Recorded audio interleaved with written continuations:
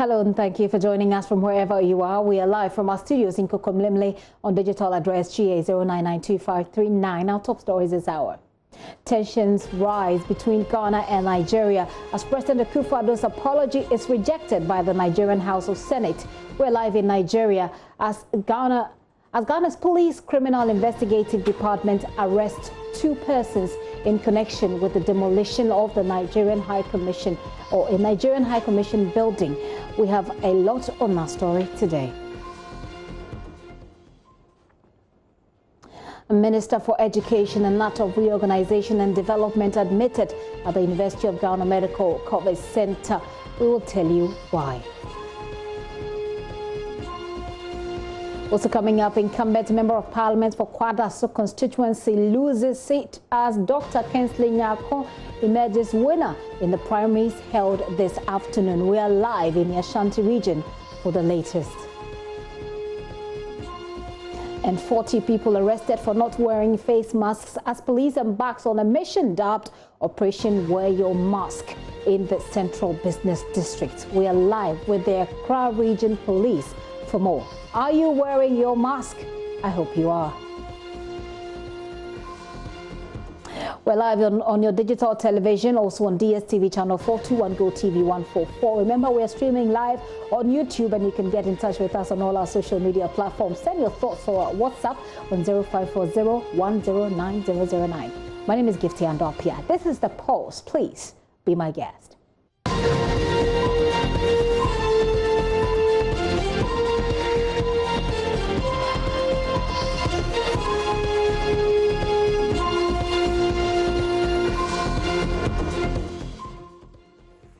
You're welcome to the show. I'll take you through the details. We're heading straight to the Ashanti region where the incumbent Member of Parliament for Kwadaso constituency seems to be heading out of Parliament because Dr. Kingsley Nyako has emerged winner in the primaries that was held this afternoon. Nanaya Ojima has been following that story for us. He joins me live in the Ashanti region. Hello, Nanaya. So essentially, 3 people stood for that election: Vincent Frimpong Menu, Kingsley Nyako, and of course, Samuel Kwejo Nyama. Well, Dr. Kingsley Nyako is a person who is emerging winner this afternoon, and we're going to get the details of that for you as we head to the Ashanti region. Kwadaso is one of the constituencies that did not hold the primaries over the weekend. Remember, Saturday, the NPP held its primaries, and over 40 members of parliament or 40 incumbent NPP members of parliament are on their way out of the house. Let's get on to Nanaya Ojima, who is joining me live in the Ashanti region to give us details. Hello, Nanaya. Hopefully you do hear me, Nanaya. Take us through how the primaries went today, and we're hearing that the incumbent member of parliament is on his way out. Go ahead, Nanaya.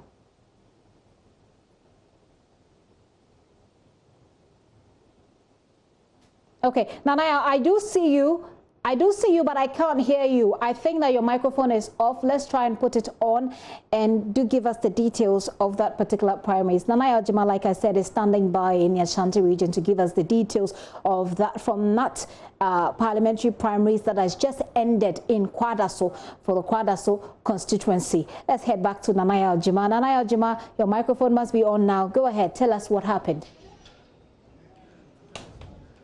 So I would want to run you through the results that we have. That's the certified results from the Electoral Commission. And Kingsley Nyako managed to poll 172 votes. Dr. Samuel Kwejo Nyama, who is the incumbent member of parliament for Kwadaso constituency, managed to poll 158 votes. And Vincent Frimpong Menu came third with 41 votes, and they had no spoiled ballot. That means how they are supposed to vote, the delegates did well to do that diligently, and that is so far what we have. So the incumbent member of parliament, S.K. Nyama Doctor, has been defeated by Dr. Kingsley Nyama, and I would want us to go through the history of Kwadaso constituency. And the constituency was carved out of the Bantama constituency, and Madam Hilda Addo was the first parliamentary MP for the constituency, and he managed to be in the seat for just one term, and from there, Dr. Owusu Efriye Akoto, who is the Minister for Agric, took over and spent 2 terms in Parliament. And from him, S.K. Nyama, the incumbent member of Parliament, took over from him, and he has been defeated after just 1 term in office. So from the numbers or figures that we have, it means that there were a lot of people who voted in favor of Dr. Kingsley. Nanaya, can you hear me? Okay, looks like I'm losing Nanaya there, but he was taking us through the Kwadaso constituency and what there is to know as far as that constituency is concerned, how the voting patterns has been, who has been in Parliament and who has lost that seat. Of course, Kwadaso has been one of the most contended areas, and which is why the primaries did not come on earlier this weekend. Today, it's just happened. And Nanaya Ojima, Nanaya, I do have you go right ahead with what you're telling me earlier. So I was concluding on where we are now. And what I'm saying is that Dr. S.K. Nyama, who happens to be the incumbent member of Parliament for Kwadaso constituency, has been defeated after just 1 term in office. So he joins the tall list of incumbent members of Parliament to have been defeated in the current primaries conducted by the NPP in the Ashanti region. Well, let me find out whether any of them has been speaking, Nanaya, following the primaries. So I've managed to speak to 2 of the aspirants who contested the elections. So first was the winner of the election, Dr.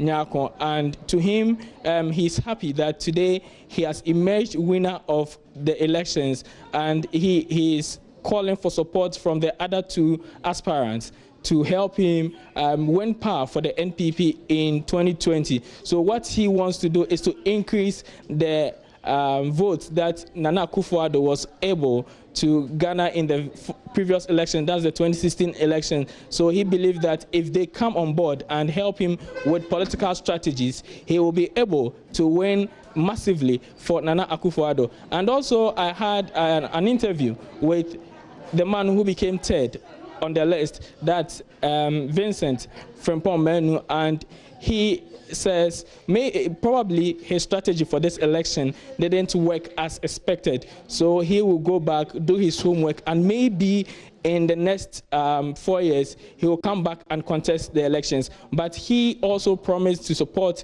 the winner in the winner in the next elections, help win more votes for Nana Akufo-Addo and keep his government, that's the NPP government, in power.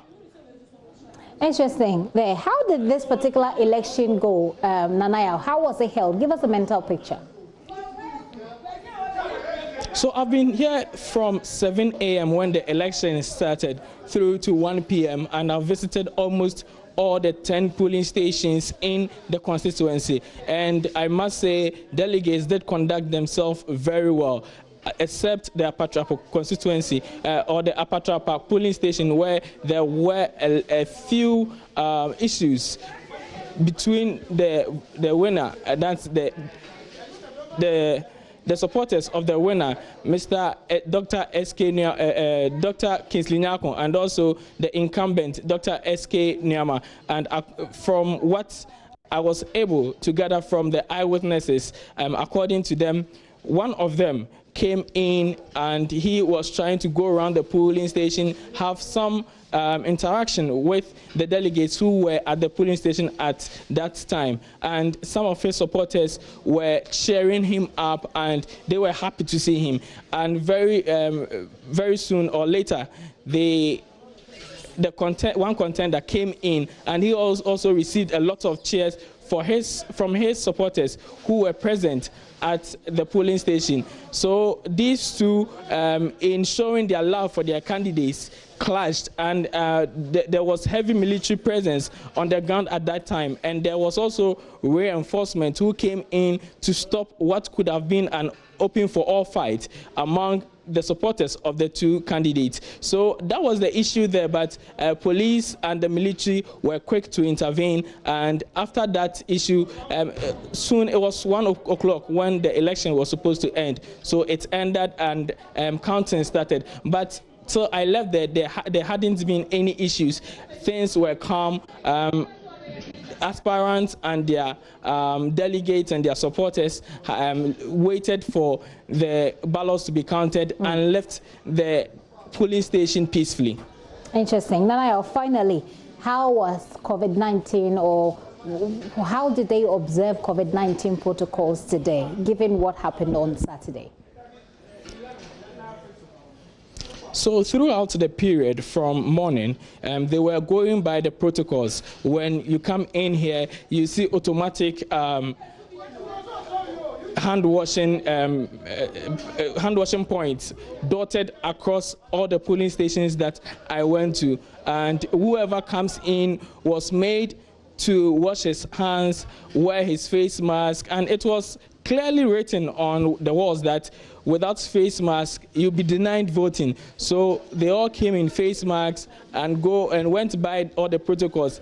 For all the polling stations I went, there were seats reserved for the delegates. So whoever walks in goes through the process, sits down and observe all the protocols before he gets the opportunity to cast his ballot. So if you look at COVID-19 protocols, they were strictly adhered to until it got to a point when they had to count the ballot and also bring them to the collation center. So I can speak for the collation center. Here at the collation center, the police tried to restrict entrance into the center because it is a walled area. But the supporters outside, when I got here, were packed outside, and some were in face masks, others were not, and together they were merrying because at that time some of them knew who was winning. So those who were in clear lead were outside and they were clumped together, making merry, jubilating among themselves.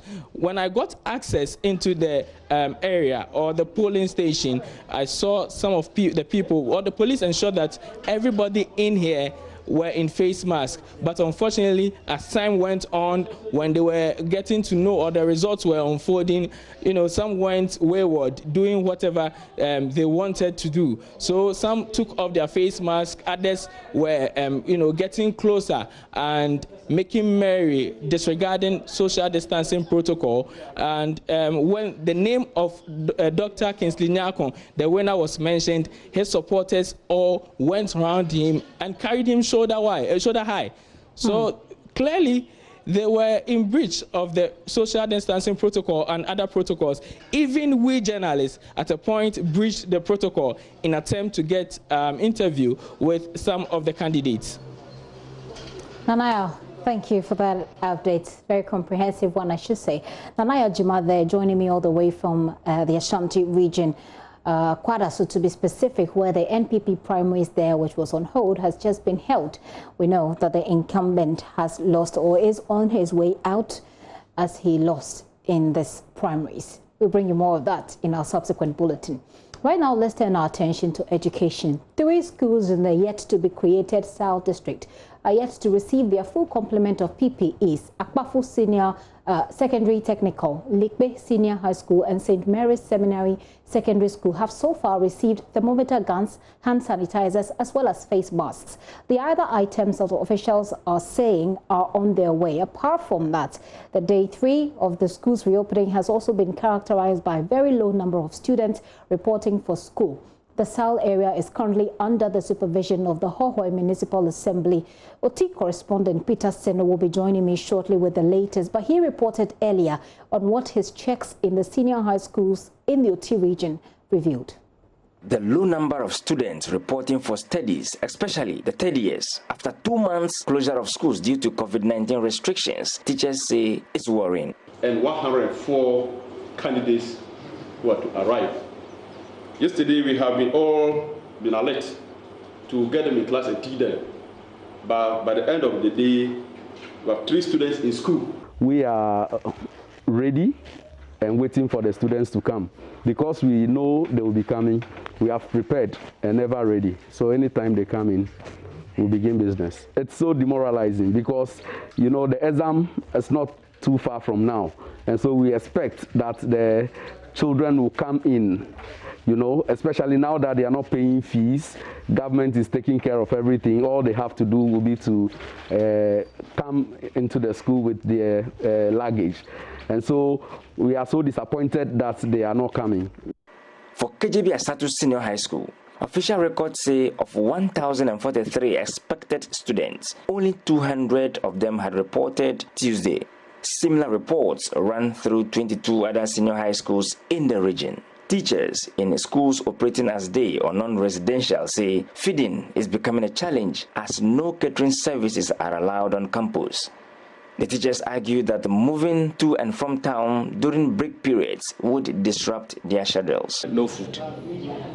We are going to have classes 6 good hours without any break. If there will be break at all in the class, 15 minutes intervals. It will affect, you know, we are not to go out and come back. Once you enter, you must stay on campus. So what do you suggest? I suggest teachers, you see, we have what we call hot meal for the students. They can add something so that teachers can also enjoy it. Media reports suggest that some tertiary and senior high schools have already recorded positive COVID-19 cases. This, teachers have argued, should qualify them for some incentive packages. The Deputy Oti Regional Minister, Maxwell Kofi Blagoji, has been reacting to that. In the position to say whether they deserve it or they don't deserve it. They are also delivering all their, providing services to these children. Whether they are coming into contact with people who have COVID-19 or not, it's an issue of also delivering service that they think they deserve it. And what we can do now is to give them the assurance that whatever they are doing, there will be compensation for them at any cost. JoyNews can confirm that the 23 senior high schools in the Oti region have received some amount of PPEs, although they argued not enough. Teachers can only appeal to parents to facilitate their wards' early return to school for preparation towards their final examinations. Peter Senu for JoyNews. Hello, Peter. Hi, Dixie, I can hear you. Peter, your report indicated earlier that the students who are turning up for school, the numbers are rather low. You also reported that the PPEs had reached some of the schools, but some other schools are still waiting for the PPEs. What has changed? Well, Dixie, if anything has changed, it is a surprise we got today from 3 schools. Likpe Senior High School, Akpafu, Tech, and then St. Mary's Seminary and Secondary School. They are yet to take delivery of the full complement of the PPE. As we speak, they do not have liquid soaps, they do not have tissue and papers, and then they do not have Veronica buckets. What is provided them is the thermometer gun, the face mask, and then the hand sanitizer. So that is what these schools have. And then what officials are saying is that the rest are on their way. And when they will arrive, we do not know. And still, the low numbers of students reporting is still across the board. Of the 3 schools we have visited, the numbers are very low. Teachers are present to work. 50. Yesterday, when you reported, you indicated that some of the Veronica buckets, for example, were defective. Did the authorities, school authorities, make any reports? Has there been a response to that? Yes. The Deputy Minister only encouraged them to find an innovative way to make good use of them. But as to whether they'll make supplementary provisions for them, we do not know, 50. Okay. Peter, thank you for that update. Peter Seno there, joining us with the very latest on the schools that have not yet received PPEs. But let's take you to Bono East region, because our schools across the country reopen after that long COVID-19 break. The students there, I'm talking about Bono East region, are calling on authorities to hasten the supply of face masks to ensure their safety on their campuses. They made this call when the Bono East Regional Minister Kofi Amwakohene visited some schools to ascertain first-hand information on implementation of the safety protocols in the schools. Correspondent Anas Sabit has more. Unusual break as a result of the outbreak of the novel COVID-19 pandemic. Schools across the country have reopened with final year and second year gold track students back on campuses with academic work already in session. We visited some senior high schools across the Bono East region to ascertain security measures put in place to ensure that safety protocols are being adhered to on campuses. At the Techiman Senior High School, some of the students told JoyNews that the school has put in place safety measures capable of protecting them from acquiring the virus. Yeah, I think we are safe because looking at the measures put in place, we have been told to distance ourselves and to always use a sanitizer whenever we touch something. So we know that at least we are safe. So the fear is no more as compared to first when we were in the house. They've given us sanitizers and loose masks, and also they motivate us or encourage us to obey all the protocols so that we will not be affected by this pandemic. Though some personal protective equipments, including hand sanitizers, Veronica buckets, liquid soaps, thermometer guns, among others, have been distributed to these schools. The nose masks, which forms part of the items to be distributed as indicated by the President in his last address to the nation, is yet to get to these students. They call on authorities to fast-track its distribution. Although they promise to provide, but they have not yet got it. So we urge them to bring it more faster so that it can aid us in our safety. And also, like the secrecy that they asked us to bring, maybe we didn't bring enough. So if they will ask some to us, it will be better.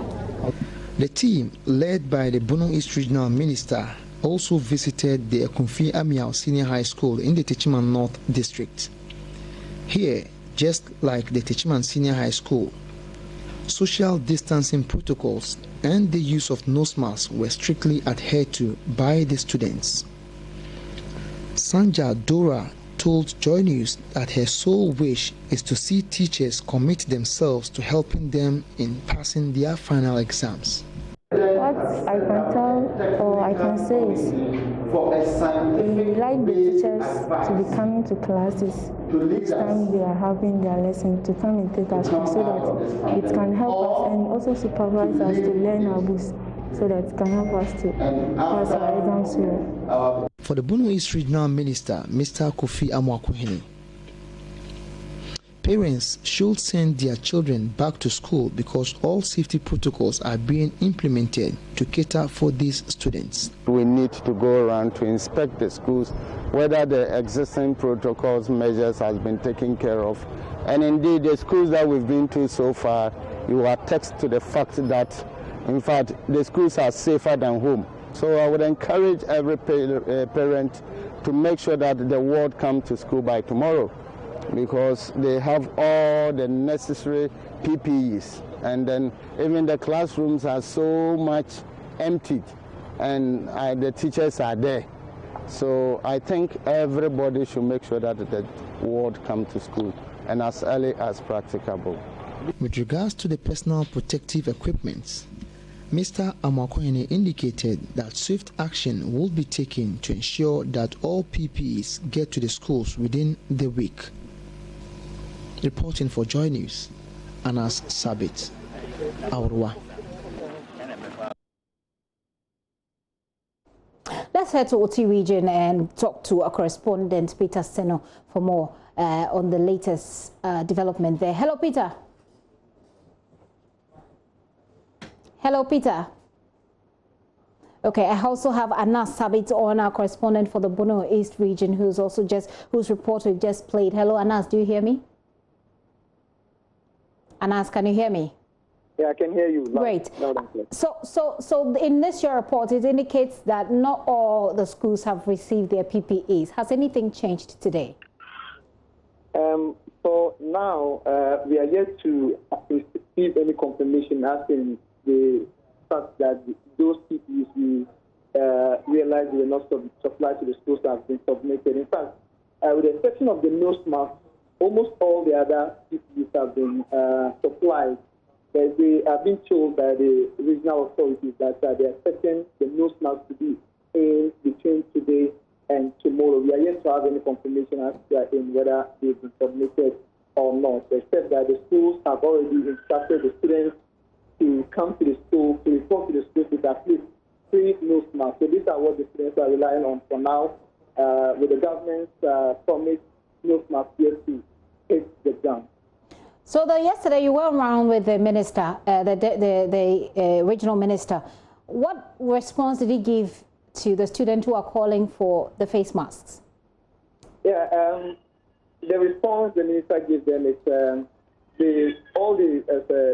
those consignments, I mean the PPEs. In fact, he stated that the nose masks are already in the region, and their basement is what is being considered now. So from the minister's assurances, they are going to get them within the week. That's before the close of the week. He assured them that yesterday. Anas, thank you for that update. If you are in any of these areas that we've done stories from today, the Oti region, the Northeast, the Bono East region, I beg your pardon, and then the Kwadaso constituency, I'd like for you to drop us a message on our Facebook page and we'll share it with the rest of the world. We want to know what's happening around you. What are your thoughts of the developments there as well? Let's head right away to the courts. Now, 2 of 3 legal hurdles that the Electoral Commission must scale in order to carry out its planned registration of voters will be settled by the Apex Court tomorrow. The justices will decide whether the registration slated for June 30 should come off and whether the existing voter's ID and birth certificate can be used as proof of identification. A Deputy Attorney General, Godfrey Adame, in his closing arguments to the courts today, described the current electoral roll as bloated. The court today also dismissed a request by 4 think tanks asking to join the case to provide information relevant to the determination of that matter. Court correspondent Joseph Akable reports. But look, the laws have spoken and we can't quarrel with that. We just have to live with it. But I hope that the decisions they arrive at eventually would be the decision that everybody can live with in this country. Otherwise, I'm just disappointed. I think my colleagues here are equally disappointed. This was an introduction to how cases are determined in court. I was quite awed. I mean, at some point I was laughing all through. The think tanks Imani Africa, Conservative Policy Research Center, Institute for Liberty and Policy Innovation, and the Alliance for Social Equity and Public Accountability had asked to be allowed to join the 2 cases. The NDC and private citizen Mark Tichibanson are asking the Apex Court to stop the AC from compiling the register or allow the use of voters' ID and birth certificates as proof of identification. Lawyer for the think tanks, Joe Debra, said they could assist the court with relevant information to help it resolve the matter. He was, however, stopped in his tracks by members of the panel who questioned whether they are indeed coming as friends of the court to assist it or as friends of a certain party in the case. Chief Justice Kwesi Eninyeboa asked the lawyer whether he had read the 2 cases pending at the Apex Court. He responded that he had not read it but had only seen some affidavits. The Chief Justice asked how he could then conclude he can add something new to the court if he had not read the writs. Another member of the panel of justices, Paul Bafo-Boni, said the court was well aware of what the CSOs had been up to and is quite aware of their position on the matter. He said the processes filed shows they are not coming in to assist the court with any new information useful to concluding the matter, but rather coming to support a side. He remarked, quote, "You are not neutral," end quote, adding that they would have better served their interest if they had joined the party in the case they were actually supporting. Mr. Debra responded that they are asking to join as citizens who will be affected by the court's decision. Deputy AG Godfrey Adame and the EC's lawyer opposed the application, urging the court to dismiss it. The NDC's legal team opted to only say it had nothing useful to add, while Mr. Tichibanson's lawyer took the same view. The court dismissed the application, holding that it was without legal basis. Franklin Kujo of Imani expressed surprise at the court's decision. Look, the laws have spoken and we can't quarrel with that. We just have to live with it. But I hope that the decisions they arrive at eventually would be the decision that everybody can live with in this country. Otherwise, I'm just disappointed. I think my colleagues here are equally disappointed. This was an introduction to how cases are determined in court. I was quite awed. I mean, at some point I was laughing all through. But I guess lawyers know their trade, and the judges also know their trade. So yes, we can't fault them. They did what they had to do. But I think that to suggest that the amicus was not neutral was a bit far-fetched, really. He says this will not stop the group from going ahead with its activism. Well, the suggestion that we should have joined a case is well taken. But the point also is that what does that mean for an amicus? You know, I mean, in other jurisdictions, people file amicus cases anyway, and they take positions. We do have an interest in the matter. I mean, I suspect that is why we actually decided to file the brief.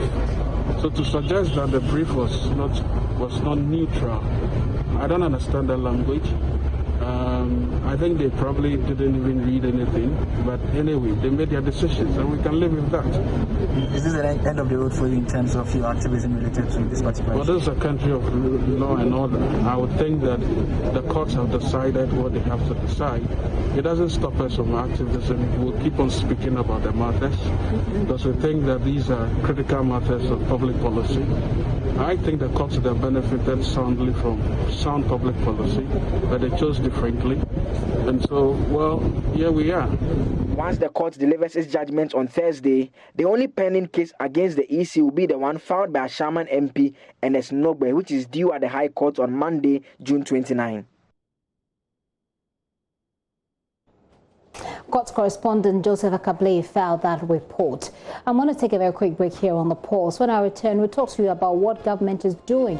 We're told the government is disbursing some $9 million to small and medium-sized enterprises. Well, do you qualify? How can you access that fund? When I return, we'll talk about that. Do stay with us.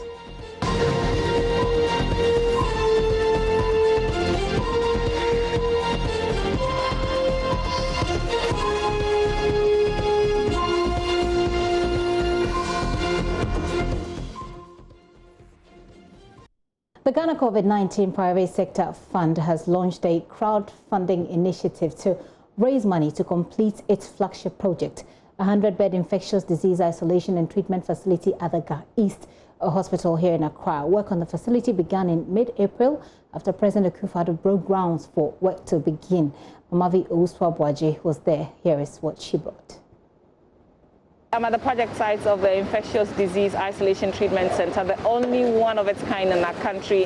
The last time I was here, just about a month ago, this was not there. It was just the foundation, but look how far we've come with the project. I am back again, this time taking up the challenge thrown at all of us by managing trustee of the Private Sector Trust Fund, Senyo Jose.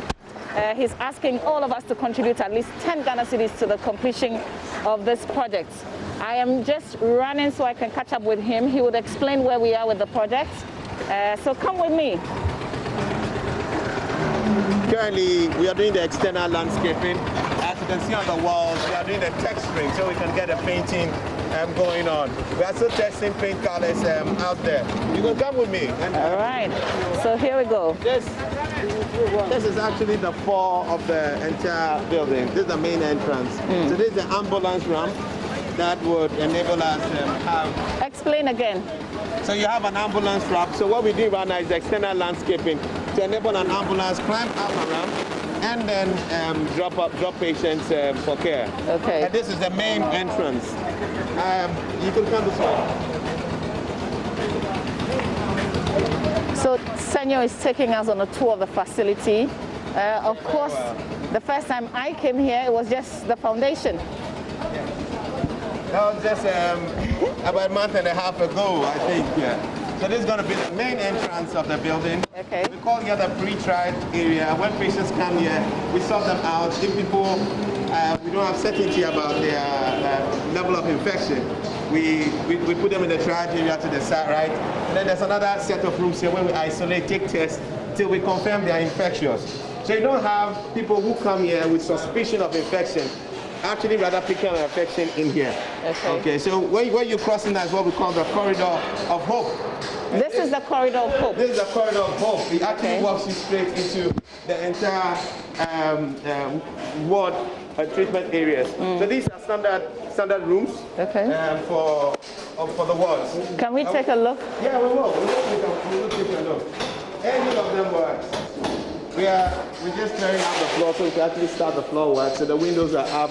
You can see the ceilings are about to be done. We are working 24 hours so we can still cover and then hopefully meet our set deadline. The ICU is way down the corner, which we'll be working up to. So same. So you see the rooms are pretty big, but they are big because with infectious diseases, you want to minimize cross-contamination. Here is our nursing station, which is also being firmed up. And what you see there is the medical block. That's the access. It's a one-way access coming in. Where you are right now is more the entire treatment area. We'll go to the ICU section briefly. Okay. The ICU has been fully sponsored by the Bank of Ghana. The Bank of Ghana fully sponsored the ICU. And it's going to be the first unit that's being completed. We'll go down that way quickly before we miss. So this is the ICU? We'll walk in there, but I think you see what's going on here. We have an 800 kVA generator. 800 kVA generator being installed.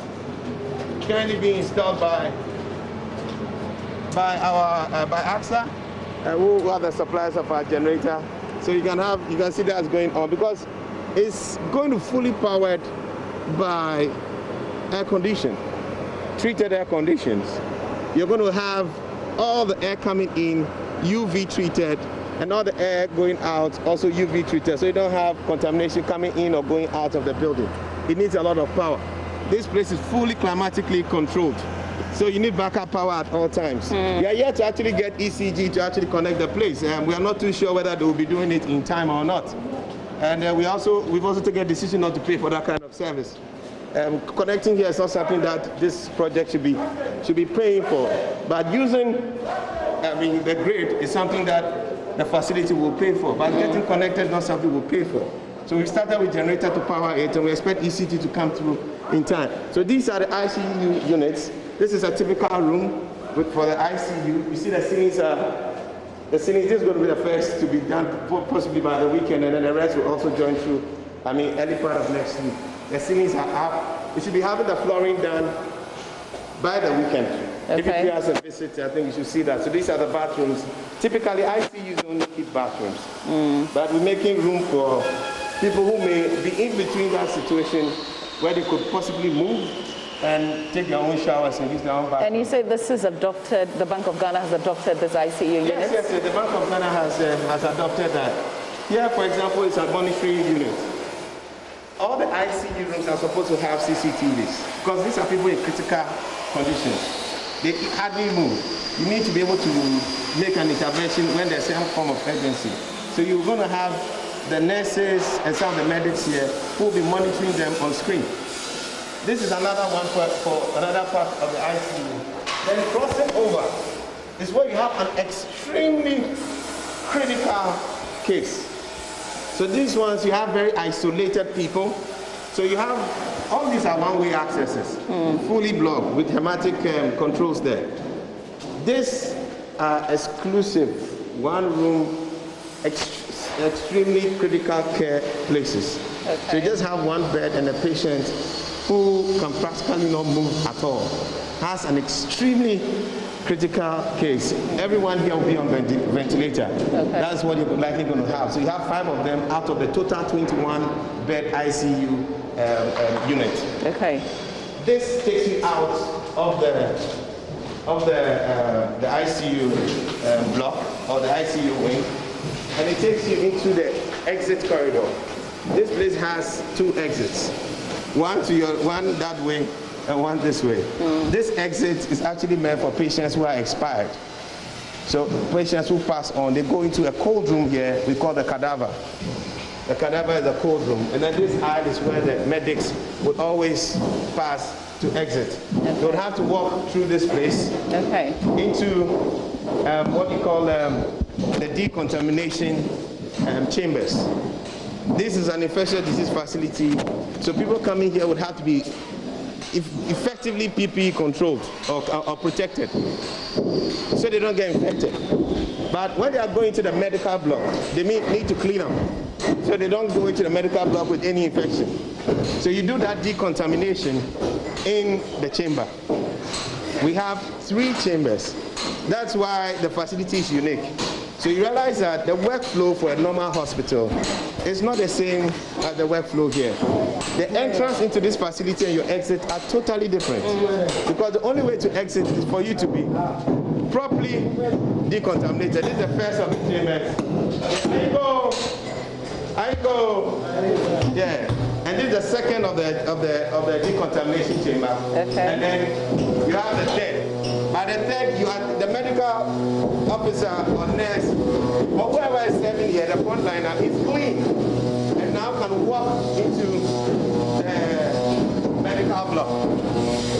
This medical block has a pharmacy. It has, the whole place has a pharmacy. So that's a pharmacy. It has 2 dispensaries, and it also has a lounge for the medics. They can have their lunch, and there's a kitchenette out there. So they can have some comfortable place, watch TV, relax after their stressful times in there. There are a number of meeting rooms that go all the way to the end. And you also have the lab at that point. The lab we are putting together is supposed to be close to what you have in Gucci. So most of the cases that come here, we don't need to wait for samples to be sent all the way to another lab before you can confirm whether somebody has an infection or not. Mama Vio Guswabuaje, with that tour there, we'll look at how the facility will come out finally. But that's not the only thing the government is doing. Government is also set to disburse a total of $9 million to small and medium-sized enterprises and other businesses operating in the tourism sector. The package, dubbed Ghana Tourism Development Project Grant Scheme, is financed by the World Bank and, according to the Tourism Ministry, is expected to alleviate the plight of businesses, especially those in the tourism and art industry in the coronavirus era. Speaking on the sidelines of the launch of the scheme, the Minister for Tourism, Arts and Culture, Barbara Otenjesi, said the initiative will benefit over 1,000 small businesses. The grant scheme that we have launched today is one component of the World Bank Ghana Tourism Development Project, which is a project that is funded by a World Bank facility obtained by the government of Ghana for the Ministry of Tourism to address identified challenges in the sector. Because the government has indicated that tourism is a pillar for transformation for the country, and therefore all efforts are being made to support the ministry to ensure that the sector grows. So this grant component of the World Bank facility is going to all operators within the tourism value chain. SMEs, small, micro and medium enterprises, to access the funding to improve their businesses and through that also to get a boost in our tourism numbers. And this facility, $9 million, we estimate that we can support initially about 1,000 businesses. That is estimating about 50,000 per applicant. But what is reassuring is that the World Bank has indicated that if we are able to successfully implement this initial support, we can get additional funding under this grant component. So I would like to entreat all our businesses who will be applying that if you are successful, ensure that you use the funding for the intended purpose and generate the benefit from that. And it is from the post-implementation evaluation of the impact of this initial $9 million, which will enable us access more funding. No, this is a project that is ongoing, being implemented by the ministry, and under it there was this grant component.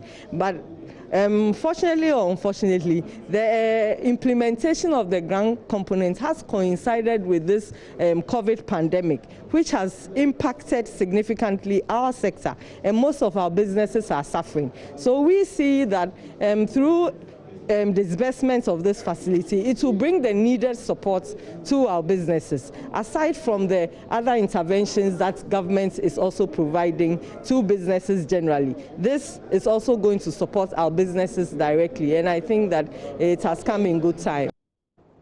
Barbara Tinjesi, the Senior Minister Yao Osafo-Maafo, added an initial amount of $9 million has already hit the account, and the government is expected to get additional funds soon. Today marks a very important milestone in the history of the country's tourism, arts and culture industry, as we launch the first ever tourism enterprise support program. This is the first time such a scheme is being implemented in the history of this country to support the tourism industry.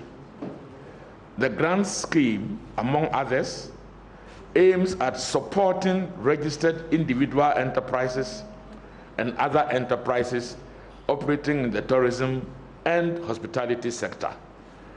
I think we got the good news that the initial capital of 9 million is just the initial capital, and if you apply and the promotion goes on and the change we all expect in the tourist industry takes place, definitely this will be the beginning, and there will be a lot more money put in.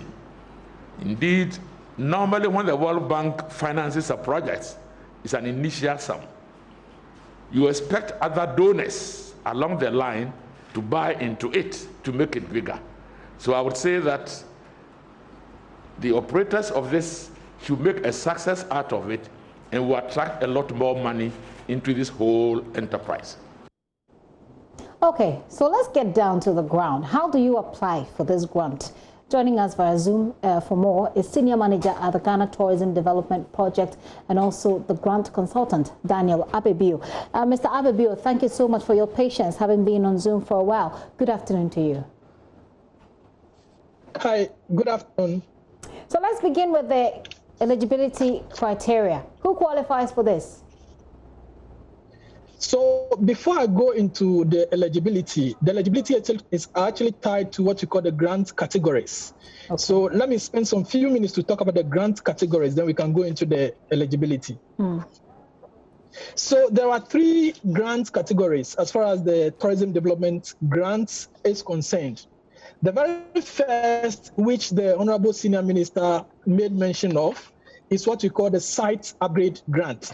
So for all non-publicly owned tourist sites, if you are an operator of a non-publicly owned tourist site, you have the opportunity to apply for this fund and get some money to undertake some refurbishment and upgrade works so that your facility becomes more appealing to the eyes of tourists so that they are able to enjoy the stay. That is the first one.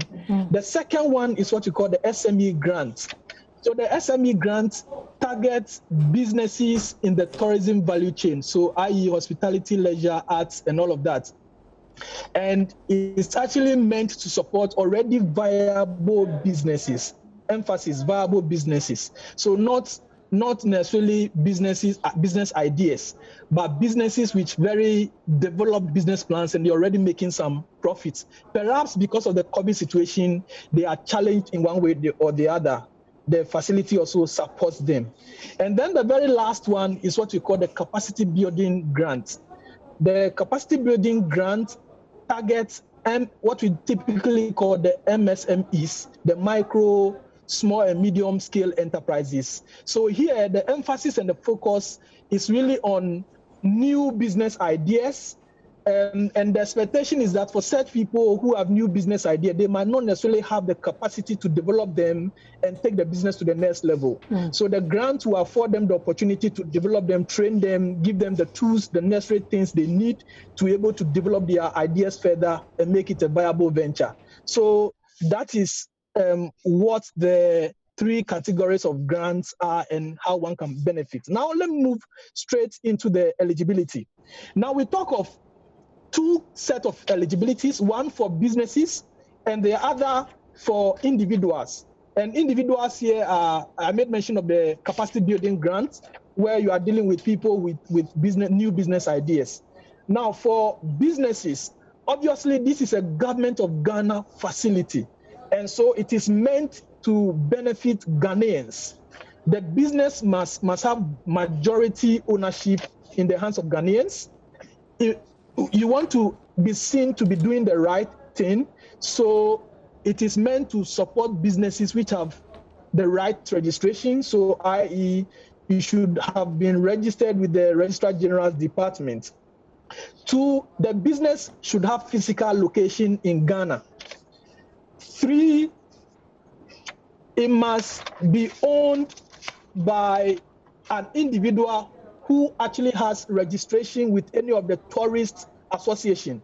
And the reason for this is that you are dealing with the tourism industry, and we know that for such things, it also creates opportunities for people to put in application, even though they might not necessarily be the targets. And the emphasis on having people who are associated with associations within the tourism industry would help us to validate and confirm the existence and the operations. So that is for businesses. For individuals who would typically benefit from the capacity building, obviously you need to be a Ghanaian. You need definitely to be employed or be in part-time employment. You should have been trained or undergoing some sort of training, because the issue is that, the point is that because the facility will provide funding to enable you have the training, we want to ensure that you're already tied to some institution of a sort, and then the funds will be made available to them. All we want to avoid at this stage is to give monies to individuals, and in the end, they are not using it for the right purposes and intention that have been designed for them. So basically, these are the eligibility criteria and the grant categories that we can talk about. I see quickly, and as you wrap up for me, the senior minister mentioned that we're having $9 million at the moment, but that there's still much more money expected. How many are we expected, and when? Thank you. I like the question. So there's currently the World Bank has disbursed $9 million, or has pledged to commit $9 million. Like he rightly mentioned, the quantum of money to be disbursed after the initial $9 million is not known. Now, it can be even more than the initial $9 million, depending on the performance of this particular grant. So I can't stand here and tell you it's 2 million, 3 million, or 15 million, but we know that there's a potential for additional funding to be made available by the World Bank. How many people is your target? Or how many people are your targets? How many people are you looking to reach with this $9 million? So the $9 million, let me first of all give a breakdown. We mentioned 3 categories of grants.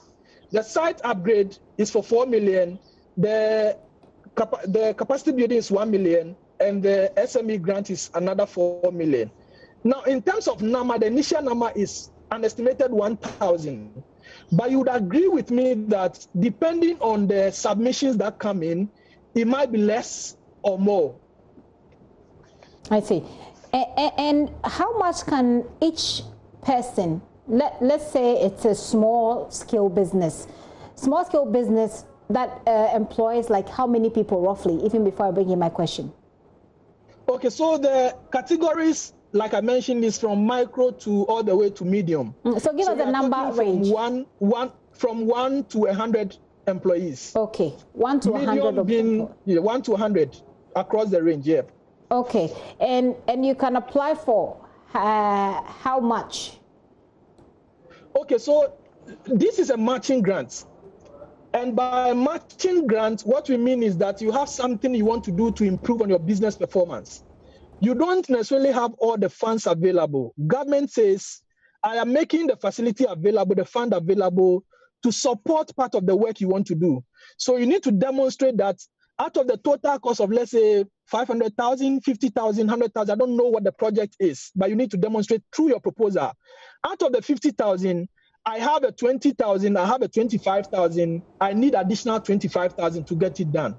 Now, the government has given assurance that given where we are because of COVID-19, if you can demonstrate your part funding through in-kind, we can waive it and still go ahead and give you the fund. So in terms of how much, it really depends on the project you want to undertake, what you want to do, and once you can demonstrate that it will benefit the wider society and create additional jobs, why not? We'll go ahead and give you the money. And which so business? There are no limits. Oh, no limits. Sounds interesting. So which limits, which business areas are we looking at? People who do what? So, energy, agri? So it's actually within the tourism, leisure, arts, culture industry. So anybody who operates within that particular value chain, you are eligible to put in an application. When can we start applying? Application starts immediately after the launch by the senior minister, and it continues up until on the 8th of July 2020. Now, that is the first set of the window that has been opened. Once that has come through, we'll review, give outcome, and all of that. But occasionally, this is actually a number of years projects. Okay. It's left about 3 more years. So once that window is passed, we'll open nomination again, and people can still put in submission. But all of these, please look out for advertisements, information about it in social media, on your screens, print media, and all of that. So tomorrow, we are expecting that for official advert would also go out, given that the launch has been done. So the deadline for the first, tranche is 8th of July. Correct. 8th of July. So now it's open. People can start applying now because it's been launched, right? Yes, people can actually apply by logging onto the website of the Ministry of Tourism, Arts and Culture. You will see Ghana Tourism Development Project. Express your interest now. Once you go onto the site, you see it. Then you can also visit the website of the Ghana Tourist Authority, which we call the visitghana.com website. Okay. You can also get it there. There's also a social media and WhatsApp app that is going around. Right. I'm sure pretty soon it will get to wherever you are, that you can also use to put in an application. Interesting. Thank you very much, Mr. Abebio, for this information. So if you are a small-scale business or operator, you employ between 1 to 100 people, you're eligible for this. Go to visitghana.com, express your interest there. You can also go to the Ghana Tourism Development Project part on the Ministry of Tourism website, and you can get that information there. How you can apply, you can get it there. Daniel Abebio is the one I just spoke to. He's a senior manager at the Ghana Tourism Development Project and also a consultant. That sounds interesting. So the deadline is 8th of July. You want to be fast and make sure that you get your share of the national cake over there. Now, scores of people have been arrested in a special operation to enforce the use of face masks whilst in public places as part of measures to stop the spread of COVID-19, as made mandatory by President Akufo-Addo. Officers were deployed to the Central Business District of Accra yesterday, where persons without masks were arrested. Let's get more from Police PRO for the Accra region, DSP Efiatenge, who joins me via Zoom. DSP Efiatenge, thank you for your time and also your patience. Good afternoon. Hello, good afternoon, Gifty. So tell us more about this operation. Which specific areas did you target and why? Yes, thank you very much for the opportunity. For some time now, I think we have been ringing the bell. We have been telling people to put on their nose masks as a measure to stop the spread of the COVID-19. And so the enforcement bit of it, what is the police ensuring that people comply with the relevant laws. So yesterday, the railways operational team, led by the district commander himself, Mr. Asante, they had to embark on this operation that has been code-named Operation Wear Your Mask within the Central Business District. And it was within this area because we know that a lot of people thrown in for business activities, people coming in to buy a lot of stuff here and there. So we see a lot of people in the market area. And so if we have to enforce the mask, the wearing of masks, it means that one of the areas that the police should be targeting is the Central Business District. So this was done within the peripheries. Here we're talking about the TMB, and also an area like the railways itself, Katamanto, Rollins Park, and the rest. And after the operation, we were able to arrest 40 persons, and all these persons were brought to the police station. Their various statements were taken from them, and then later in the day, they had to be granted police inquiry bail for them to report. And I'm told that this morning they have been reporting, and the police is still processing them and seeing the next line of action to take against these persons. People, what exactly are we charging them with? Oh, I think it is very simple. We know the Imposition of Restriction Act, and also we know the EI 164 that makes it mandatory for all of us to put on our face masks. And so failure to put on your face mask per the EI, I think, is an offense, and which offense sanctions has been provided under the Imposition of Restriction Act, that's the Act 1012-2020. So it's the charge is very simple. So the police have begun working on these ones, and we hope that we will go far with them. And this is not just a one-day operation. We expect that the other jurisdictions per the command or within the command should be doing same. It is a directive, it is a law for all of us to put on our face masks. And so we, the enforcement component, should be doing our work. We should be seen to be doing our work. So that is what we are doing. And yes, the police will not be so much interested in arresting people. What we want to say is that people should be used to the wearing of masks, because for some time now it has become a lifestyle. And anytime we dress and we're going out, one thing that you should not forget is your face mask. So let me just quickly ask. To pay? Okay, wrap up with what you were saying. Yes, so why go to court to pay the amount which has been provided by the law if you can just prevent that by putting on your face mask? Okay. So it is an education, and we are asking people to do so that you do not come, you don't have problems with the law as we speak at the moment. These people, were they not wearing masks? There are people who were not wearing masks at all, or people who were not wearing it correctly? Yes, most of them were not wearing them at all. And you can come to the area, even today, a lot of some monitoring has been done. Some do not put this on. Others also said, I have it here, but it's in my bag. Others say, I am wearing it, but it's around my chain, which should indicate that, yes, I am putting on my mask. But once you are interacting with a person, once you come in contact with somebody, then we expect that you put on your mask. We will not listen to any excuse if the police find you not in your mask, or not wearing your mask, or a face shield, or anything that covers your face. So we'll continue to comply with the general public to do what is right and ensure that we stop the spread of this COVID-19. Are they all going to court? I mean, 40 people, we're talking about coronavirus now. We have 40 people who have been arrested. And of course, the law provides for either being jailed or having to pay. I think it will be at the discretion of the judge. But should the judge decide that some people should go in, is the police really resourced to take all these people in the midst of coronavirus?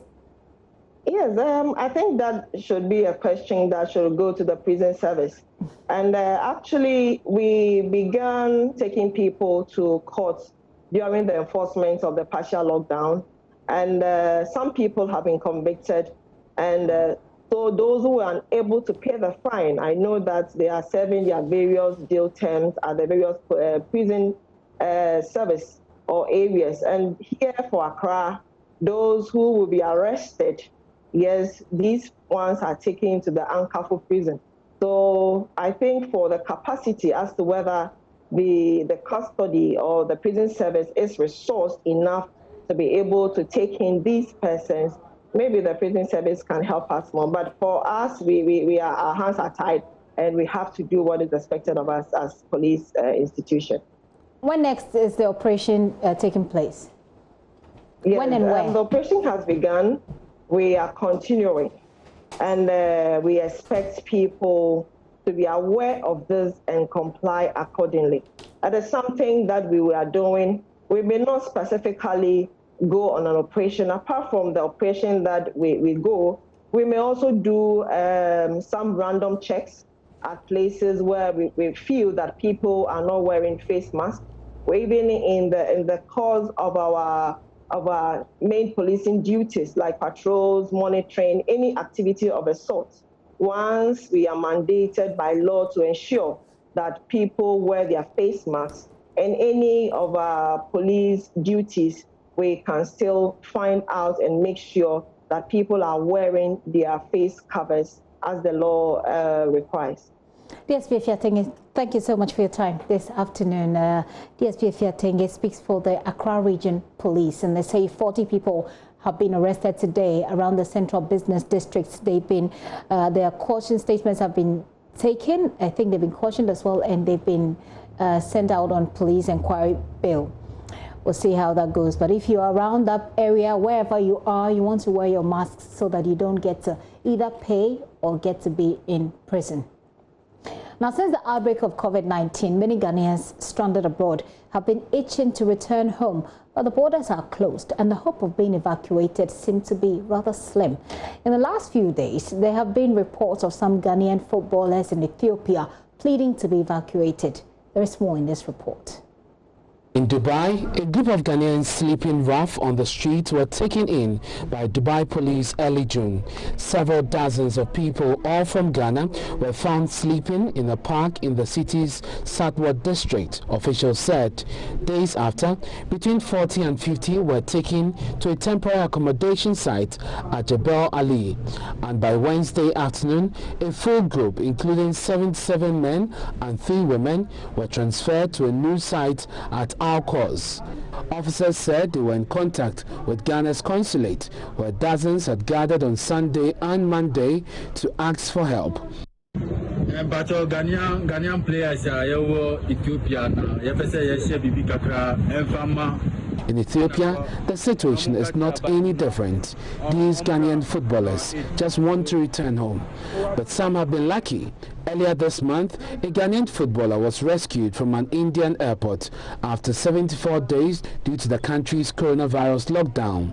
The CNN reported 23-year-old Randy Wanmula flew to India on November 7 for a 6-month contract to play soccer for ORPC Sports Club in Kerala, South India. Today, many more Ghanaians are believed to have been trapped in foreign countries and want to return. The experts in greenhouse farming providing technical support on how to manage greenhouse facilities effectively to improve yield whilst protecting the environment from the devastating impact of climate change. In Ghana, Tech Shelter is the leading agribusiness, a service-oriented company that helps farmers to improve the efficiency of greenhouse farming using technological innovations. Yesterday, we brought you our focus on our climate focus series, talking about how Tech Shelter, for example, works. Today, we remind you of them once again. Our planet is sitting on a time bomb. Ghana is at the mercy of the drastic impact of climate change. Unmitigated sunshine, unpredictable rainfall, and depleting soil fertility, among others. How can the country deal with the threat of climate change while solving some of its basic problems? In a series of human-centered stories, we shine a light on some of the most basic innovative ideas that could help bring change and what the Ghana Climate Innovation Center is doing to scale up these ideas.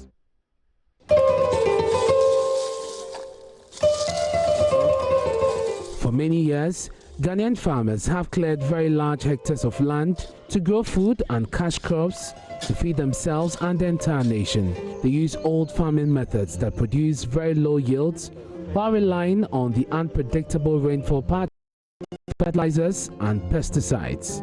The devastating impact of climate change is making this way of farming very unproductive. climate-smart agriculture methods like greenhouse farming have been seen as a way of ensuring food security.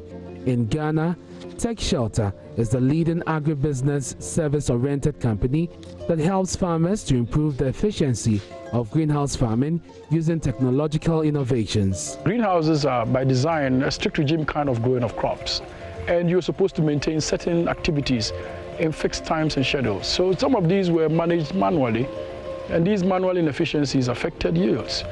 We also observed that some of the greenhouse farmers lacked the requisite knowledge to be able to understand even the language of the crop, the agronomy of the crop, knowing what to give to the crop, even getting feedback from the crop, because the crop would normally be by the fruits you get, the color of leaves, and so much more. So the agronomy, there was a gap. The time of delivery of agronomy was also a problem. Even when they have endeavored to even do this 40% of yield, they had a problem of connecting this produce to market. That was a major problem. So you do well to produce under this strict regime of production and only go out there in the open market to compete with all these open field products, which probably are not premium.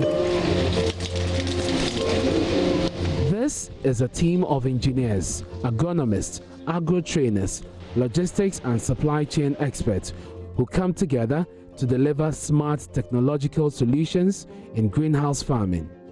After years of painstaking studies in this sector, this team of young innovators started a search and rescue mission to re-engineer some greenhouse facilities. We instituted the search and rescue project because we realized that many farmers had given up hope on the process of running greenhouses or using greenhouses as a way of growing crops. So we set out to rather, instead of starting just new ones, let's go look at those who have got their greenhouses non-operational to get them back to operations and make them profitable. So in our search, we saw a lot of them. We saw a lot of greenhouses which were down. But engaging the particular owner of this place was quite interesting because he was more willing to restart. Many of the others had given up hope because whatever you said, it was like they've heard that story before. They've heard that story before. So when we engaged this particular greenhouse farmer, he said, okay, guys, try with the first 3 because he had 6 on his farm. So we kicked up the first 3. And when he saw the yields and how our operations were going, he felt there was no need to wait any longer. So he handed over the entire space that, guys, take over the space and do what you want with it. And over time, we've grown from the 6, and now we're at 14. We added 8 new ones last year. Since then, this agribusiness startup is growing very fast, providing an engineering solution to agricultural problems in the open field. So the greenhouse space, as compared to the open field, has its advantages. The beauty is that within a greenhouse, you use very less land to produce high yields as compared to the open field. So per square area, you can actually go between 12 and 15 kg per square area as compared to 4 and 5 in open field. So let's talk more about Tech Shelter and also talk about climate action. Administrative lead for Tech Shelter is Gifty Minta Kwashi, who is joining me on Zoom. Hi, Gifty. Okay, Gifty, I hope that you can hear me. It sounds interesting hearing my name. Okay, Gifty, do unmute for me. It looks like you're muted. This happens a lot.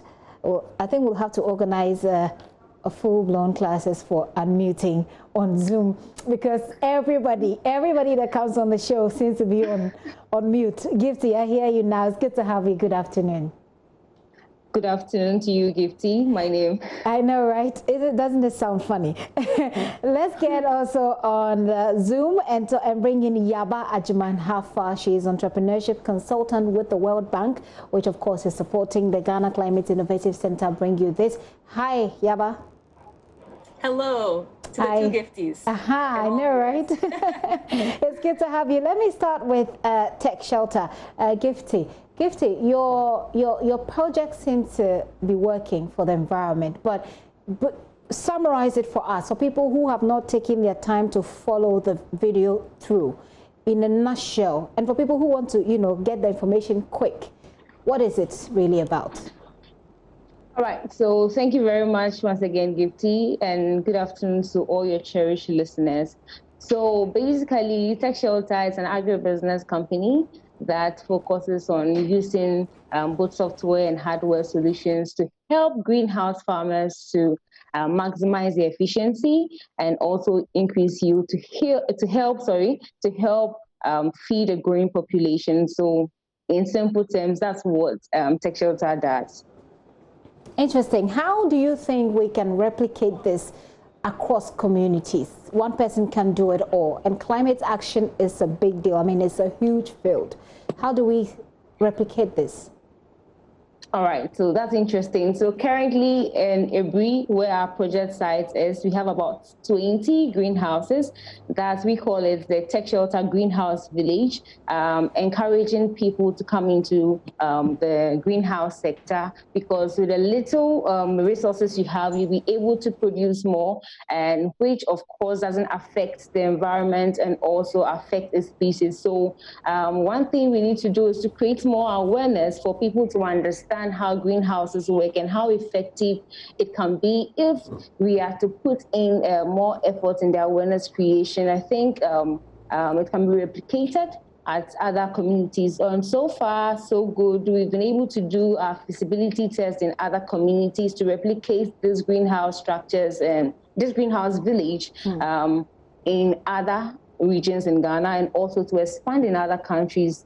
As we speak, my team went to Nigeria somewhere last year, and we are looking forward to expanding into other countries as well. So this can be done. It's very possible. It's just about creating the awareness for people to understand how climate change is actually real and how it has an effect on our land, animals, even our health. So it's about the awareness creation, which is most important. Yeah, that's good information you've shared with me. But I guess what I was after really was, so I am becoming very attracted to growing flowers. I mean, not necessarily growing things that I will eat, but I am gradually becoming very attracted to growing flowers. So I guess what I'm after is, how can somebody like me, if I, of course, has the space to do something greenhouse, how can I start? What can I do, you know? Okay, it's possible. Just come to Tech Shelter, we'll help you out. No, now you are being stingy with information. You should share for people to learn how they can do that, if it's possible to share that sort of information right now. All right. So basically, Tech Shelter, it's possible. So basically, it's possible for you who is interested in growing flowers or roses in Ghana, grow them, because we actually did some last year, which is that we've stopped doing that and we're growing more vegetables. All you need to do is to get the structure. You don't need a lot of land. You just need your backyard and acquire just one structure and start with the little you have. I mean, it's possible. We have the agronomists to help you who have the know-how to make sure that all your roses you want to grow to be done in Ghana here, because there's market. If you have your own market, why not? You can grow it. And also, a greenhouse, in its sense, is a microenvironment where crops are grown under regulated climatic conditions. So you can't say, I'm in Ghana and I can't grow roses. I'm in Ghana and I can't grow strawberries. The greenhouse environment helps you to grow all kinds of crops in the greenhouse. So that's one benefit greenhouses give you. So if anybody is watching me and needs or wants any help or advice in terms of greenhouses, just contact Tech Shelter and we'll be available to help you and sort you out. You know, you've got a real marketing strategy that works. It certainly works. Yeah, well, let me come to you. And one question that I ask all those who are supporting this project is, are we exaggerating? Or what do you say to people who say that, look, we're making too much noise with climate action, climate this, climate that? What do you say to people like that? No, I say, sorry, I hope you can hear me. I do, perfectly. Okay, great. I say that, you know, climate change is a major issue affecting every part of the world today. You can't escape it. And to mitigate harmful effects that are increasing by the day and threatening our future and really the future of generations to come, it's really important that we welcome a multitude of solutions to tackle the issue from many different angles. So tackling from many different angles, you're working with the Ghana Climate Innovative Center. Let's look at the sort of impact so far. What can you speak to encourage people to see that this is actually something that works? Yeah, so I think GCIC's approach to fighting climate change from Ghana is refreshingly innovative, it's timely and very effective. So GCIC has recently led the charge of doing something quite novel in Ghana. They search for exceptional Ghanaian ventures and entrepreneurs who are building locally appropriate climate change solutions and growing green industries, just like what we saw of the footage from Tech Shelter. And then GCIC incubates and invests in these enterprises, providing business advisory and mentoring services and other technical assistance to support their innovation and to help it grow. And one important point is that GCIC is assisting Ghanaian businesses to take part in the larger global green economy. So the World Bank has estimated that the market for clean technologies is $6.4 trillion in this current decade all the way through 2023. And it includes renewable energy, climate smart agriculture, just like Tech Shelter, waste management, clean water, and also clean transport. So much of that market is captured right now by foreign businesses. So if you think of, for instance, a Spanish renewable energy developer using Chinese-produced machinery to set up, let's say, a wind farm in Ghana, GCIC wants to support Ghanaian companies to capture that market instead of foreign businesses and to keep the jobs and economic gains across the clean technology value chain right here in Ghana. So in short, the support GCIC gives green entrepreneurs across the country, helping their businesses to be more effective and to scale ultimately, and I think effectively, contributes to a more sustainable and green economy. So for those who are still skeptical about these efforts, and I know people like that who can engage you in a lot of argument when it comes to. We've had our own arguments in the newsroom over all these green interventions. So for those people, about what can you tell them to perhaps change their mind, give them food for thought going forward? What can we tell them to change their mind? Well, I think one thing about going back to the GCIC is that, we're tracking some really important results. And I think once you see the results that are coming from the project and the various entrepreneurs and companies that we're working with, you'll really understand the importance of putting forth programs like that. So for instance, this project was expected to provide targeted support, mentoring, training, and funding facilitation to 90 companies in Ghana over a period of 5 years. And the project has actually exceeded this and supported over 100 companies, which is, very important for climate change, very important for the economy. And we've expected and seen increased revenues and job creation for these supported companies. And, the type of things that we track, it's just really important to just be knowledgeable of all these things, why these companies are coming out and, how we're kind of measuring their impact is, one, we're measuring the impact on the climate, and two, we're measuring key entrepreneur metrics.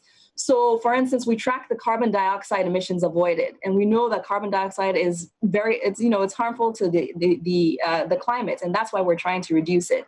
We also track the number of households with access to new or improved products and services, and a matter of fact, the project has exceeded expectations with over 340,000 households receiving this kind of access.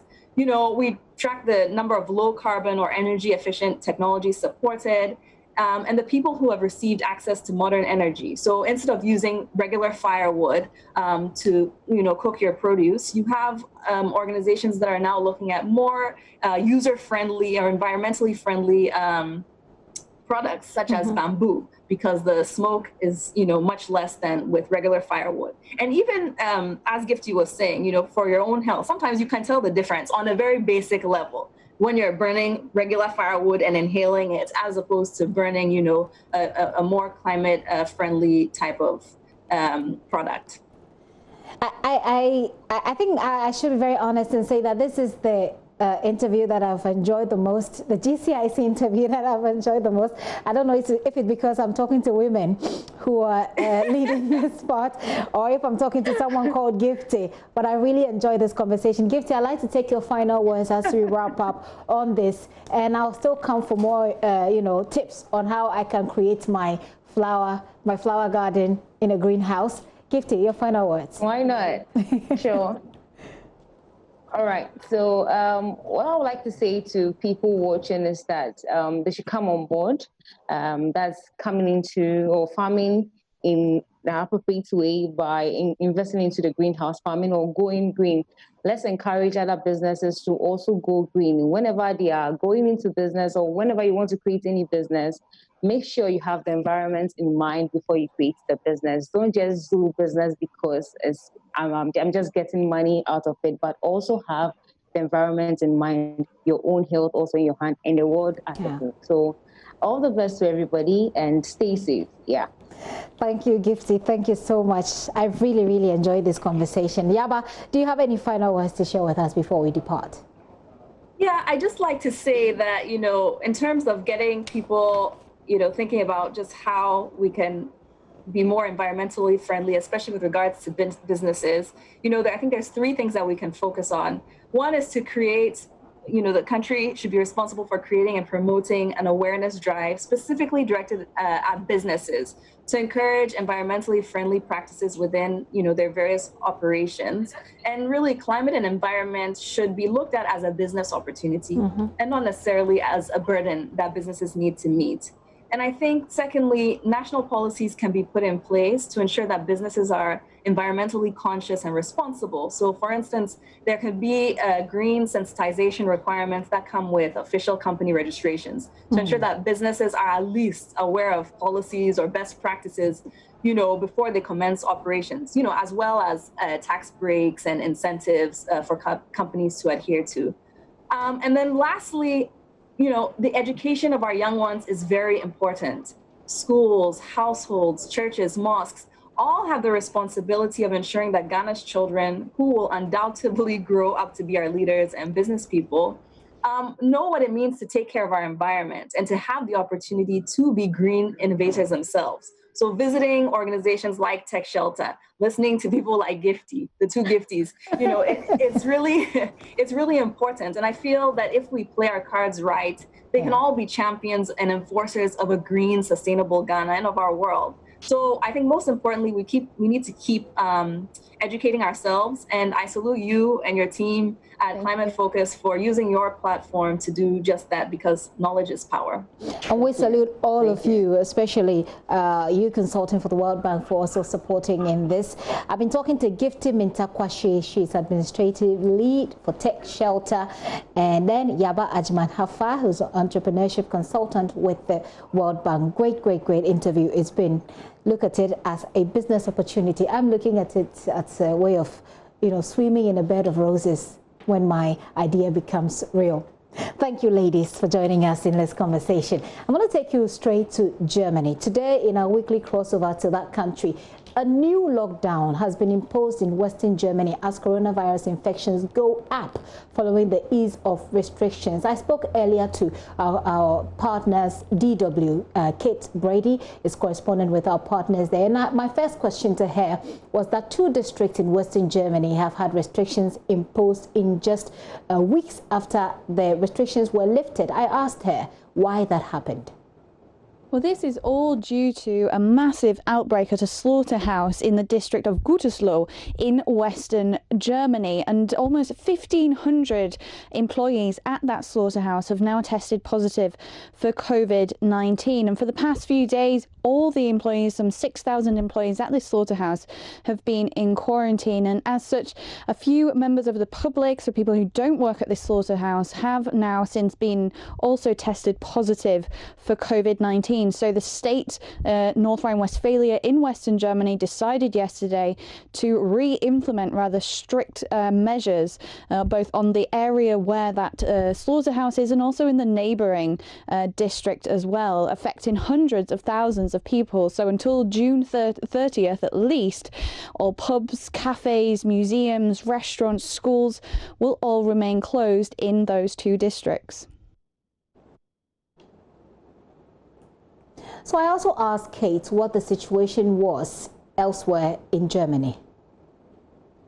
Well, broadly speaking, a lot of places are still continuing to relax their lockdown measures and restrictions, but at the same time we are seeing some of these hotspots, these cluster infections, like at that slaughterhouse in Western Germany, popping up elsewhere.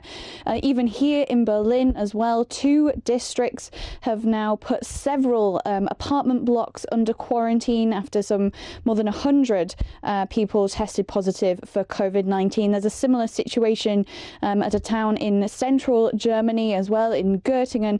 And so the authorities and researchers, experts are really keeping a close eye on the fact that these hotspots and cluster infections are popping up at the moment in different places around Germany. But for now, it seems that they are being rather well contained to these specific areas. But of course, the second that they begin to spread outside of these contained environments within an apartment block or within a slaughterhouse, for example, that is when authorities are going to really begin to worry.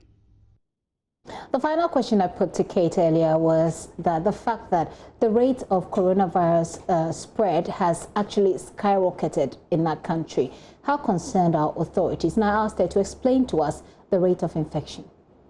Yeah, so the rate has jumped to around 2.02 at the moment. Just a couple of days ago, it was at 2.88. And the aim really is for this reproduction rate to be below 1. So, of course, at 2.02, that's a rather significant jump from what we've seen in previous weeks here in Germany. That said, the Public Health Institute, the Robert Koch Institute here in Germany, has said that although we've seen this spike in the reproduction rate of the coronavirus, there's not too much reason to worry right now, as this is due to these cluster infections that we were talking about at the slaughterhouses and at in some apartment blocks as well. But again, the moment that the numbers of new cases begin to increase on a wider scale nationwide around Germany, that is when authorities will really begin to worry, and we could even see more regional lockdowns put in place in coming weeks, depending on exactly how well these new outbreaks are contained. Kate Brady is correspondent with our partners DW. He joined me earlier all the way from Berlin with what's happening there. So, as you know now, new lockdown in parts of Germany as the coronavirus cases rise when they eased the restrictions there. You're still watching The Pulse with me, Gifty and Apia. I'm going to take a break, and when I return, there are 2 stories I need to bring your attention to. We'll talk to you about what's happening in Nigeria because the Senate has rejected our apology following the demolition of that building here at the premises of the Nigerian High Commission. We'll also tell you how some 2 ministers are at the UGMC COVID Center. We'll tell you more.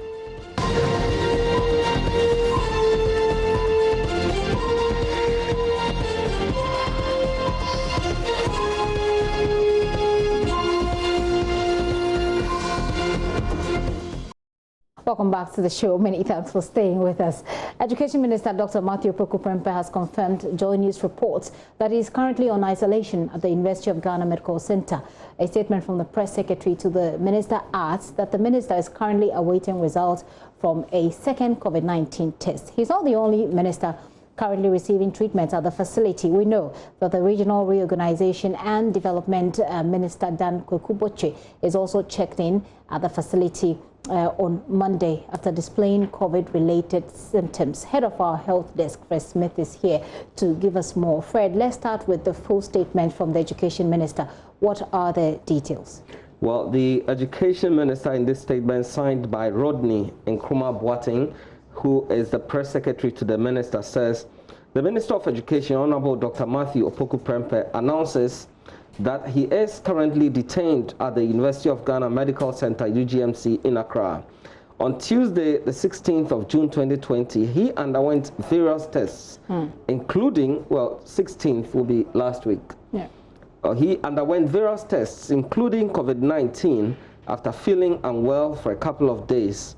He tested negative for the virus, yes, I can confirm. Right. And this informed his decision to travel to his constituency for his acclamation on Saturday, the 20th of June 2020.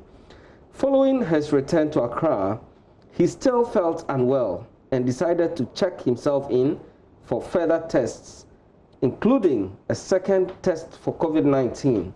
Although the results are not out, he has been detained at the UGMC as a precautionary measure for further observation due to his condition. This statement was released just this afternoon, 24th of June 2020. Very well. He's not the only one. We also know about the Minister for Regional Reorganization, Dan Botwe. What more do we know about him? Yes, Mr. Dan Botwe has not released a statement like we've had from Dr. Matthew Opoku-Prempeh, but our information is that he's also at the UGMC. Right. He is unwell as well, and he we don't know if he has tested. His results are positive or negative, but he has taken a sample and a test is being done for him. We understand that he's a bit unwell, and so once we get some more information from on his situation, we can put it out. The two have still not been confirmed positive for COVID, but they are at the UGMC, and where the two gentlemen are being kept is exactly the area for COVID. There's a part called the red zone. That's where only COVID positive persons are kept, or persons who are fully clothed in the PPE clothing who go there. But we can't tell if they are positive. Right. Well, those are the two ministers on your screen right now that we're referring to. We do know that the Minister for Education, Matthew Opoku-Prempeh, Doctor, has issued a statement. So we've confirmed that. But we do know that Mr. Dan Botwe as well is at the facility. Fred, that's not all. It appears that we're getting an increasing number of persons in high places contracting the virus. We do know about the Health Minister, the NHIA boss as well, Chief Executive and some other deputies. Who are the others that we know? Well, you mentioned the Minister for Health. He's since been discharged from the UGMC and currently recovering at home. We know about the NHIA boss, Dr. Selby. She together with some other directors at the NHIA have also contracted COVID-19 and are also doing very well. We are not sure if any is in critical condition or has any severe issues. So we hope and pray with them as they recover. Right. We've also heard about the Kolebu Teaching Hospital's CEO, who we are told has also contracted COVID together with some of the leaders within his administration at Kolebu. That's what we have on these persons right now. We're getting some more names, some of them MPs, but we cannot put the names out yet. Some further checks are still being done. Okay. Well, Fred, we're just getting news that's coming in right now about the coronavirus figures. They've changed. Indeed. Take us through them. Well, 445 new cases. That's what we have. We have 11,078 recoveries. And we also have 15,000 confirmed cases since the outbreak in Ghana. Death toll is at 95, and we have 3,840 active cases. This is the number of persons who still have COVID-19 or are still being treated for COVID-19. 3,840. Good news is that we've had over 11,000 recovering so far. So those are the figures right there on your screen. Those are the figures you're looking right there on your screen. The numbers have changed. We have 445 new cases. Fred, I don't know what your thoughts are on this breaking Well, news? our daily average, sometime 2 weeks ago, we're having hundreds. Then last week, we started having 200s towards the end of that week. And then we started 300s and now 400s. In fact, at some point this week, we had 500 in one day. And we seem to be going up each day.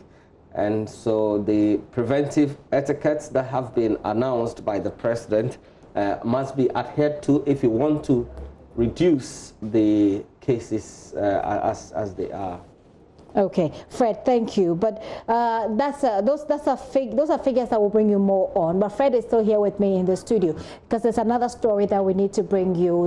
This afternoon, Joy News is learning of rising tensions between Ghana and Nigeria as the country's House of Representatives reject President Akufo-Addo's apology sent in to that particular country. You do know that it's all about the demolition of a building situated on the premises of the Nigerian High Commission here in Ghana. Fred is here to give us more. Fred, what more do we know about these tensions and the fact that the Nigerian Senate is rejecting our apology? Well, yesterday we had news from Nigeria that President Akufo-Addo had called President Buhari to render apology to him for what had happened at the embassy in Ghana.